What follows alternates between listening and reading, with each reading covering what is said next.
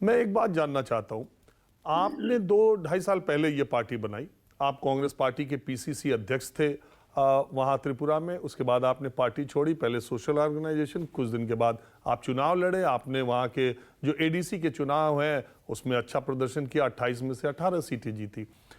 Congress party जिसने left से समझौता किया वो आज 3 सीटों पर सिमट के रह गई। आपको क्या लगता है कि कांग्रेस ने लेफ्ट के साथ जाके रणनीतिक भूल की? कहीं आप कांग्रेस के साथ होते तो? ये उनकी एक निजी वो उनकी अंदरूनी मामला है, क्योंकि मैं उसमें टिप्पणी नहीं करना चाहूंगा। सिर्फ एक ही बात है कि जिस पार्टी ने 25 साल त्रिपुरा में शासन किया और उनका मेन ऑपोजिशन पार्टी कांग्रेस था और उनके वर्कर्स को मारा गया, वंचित किया गया, उसके बाद इस पार्टी के साथ अलायंस करने से मुझे नहीं लगता है कि ग्राउंड में सीपीएम का वोट तो कांग्रेस में ट्रांसफर हुआ, लेकिन जो कांग्रेस जो विपक्ष में थे 25 साल, उनका वोट शायद बहुत जगह में सीपीएम में ट्रांसफर नहीं।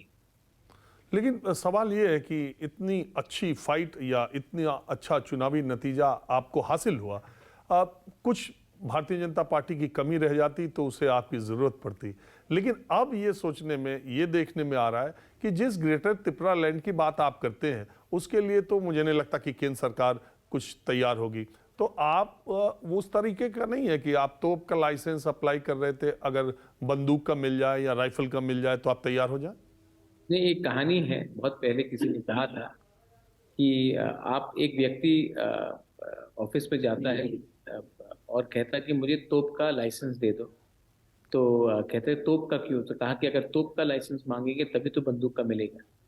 लेकिन मेरे हिसाब में ये जो बात होगी बंदूक और तोप का, ग्रेटर त्रिपुरा लैंड हो या कॉन्स्टिट्यूशनल सोल्यूशन का हो, ये तभी होगा जब डिग्निफाइड, एक ऑनरेबल वे में, एक सम्मान से दोनों पार्टीज एक दूसरे के आमने सामने बैठेंगे और ट्रांसपेरेंट वे में बात करेंगे कि अंत में हमें क्या चाहिए। हमें अपने जनजातियों का आर्थिक स्थिति को इम्प्रूव करना है, पॉलिटिकल स्थिति को इम्प्रूव करना है, लेजिस्लेटिव पावर्स चाहिए, एम्पावरमेंट चाहिए। तो ये सब चीज़ में बात हो सकती है, लेकिन हमें पहले सम्मान से एक दूसरे के आमने सामने बैठकर बात करना पड़ेगा। जब शुरू में आज सुबह हम लोग स्टूडियो में थे, चुनावी रुझान आ रहे थे, तब उसमें ऐसा लग रहा था कि भारतीय जनता पार्टी को शायद बहुमत से वो कुछ कम रह जाए और राजा साहब की जरूरत पड़े। तो उसी समय ये खबरें आने लगी अगरतला से, सोर्सेस के मुताबिक, मैं यहीं बैठा था, तो खबरें आने लगी कि राजा प्रद्युत से लेफ्ट ने संपर्क साधा। तो इस तरह की खबरें आती रहती है। लेफ्ट से